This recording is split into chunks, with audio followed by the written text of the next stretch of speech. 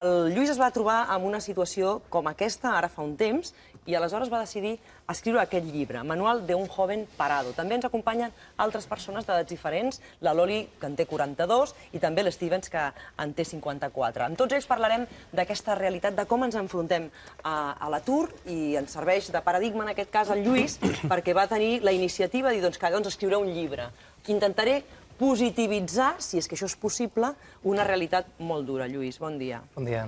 I a partir d'aquí, de què te n'adones quan vas escrivint aquest diari del primer dia que no tinc feina, al segon dia, fins a arribar als 50 i molts dies? Bueno, en el llibre es pot veure tota l'evolució que faig dels primers dies, que estàs totalment deprimit, no? Que no saps què fer, que dius, ostres, què farem la meva vida? Penses en el futur i ho veus tot molt negre. Comences a avançar, comences a fer coses, a buscar feina, entres a processos de selecció, això anima molt.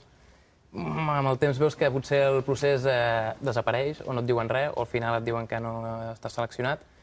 Va evolucionant, la cosa va evolucionant, fins que realment, bueno, en el llibre ho explico tot. Paral·lelament jo buscava feina, però buscava clients per oferir uns serveis. Perquè vas crear la teva petita empresa, una empresa de comunicació. Correcte, és una agència de comunicació. Jo em vaig adonar que podia oferir molts serveis a partir d'anar trobant-me en portes tancades, no? M'anaven tancant portes a la cara i anava dient, ostres, què faré? Què faré? La crisi segueix, hi ha anys encara de crisi, i bueno, què faré jo amb el meu futur? Aleshores, pel matí jo em vaig muntar una rutina molt estricta, de pel matí buscar feina, amb nòmina, alguna empresa, com a responsable de comunicació o el que sigui, però per la tarda em dedicava unes hores a buscar clients.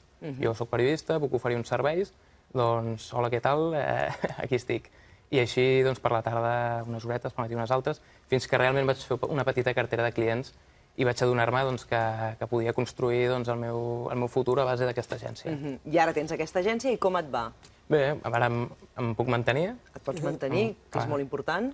I ara sí que puc pensar en el futur, que abans no hi podia pensar. I tu, Lluís, què li diries a la Loli? La Loli que fa 3 anys que ja està sense rebre la prestació de l'atur i, per tant, la seva recerca en aquests moments és una recerca desesperada. I sobretot el que els diria a tots els aturats és que es muntin una rutina estricta, que res d'anar a dormir tard i despertar-se tard, que molts ho fan.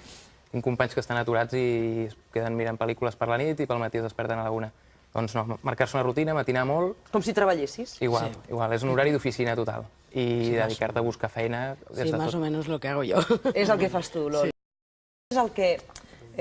Jo crec que és molt difícil el que tu has fet. Tu tens la carta millor, que és la joventut, per emprendre, entenc jo, Carles, i tu que avui estàs també aquí amb aquest tema. Però a partir de trobar uns contactes, tu vas tenir aquesta opció, aquesta possibilitat. En el seu cas, persones que tenen una llarga experiència, una llarga trajectòria professional en determinat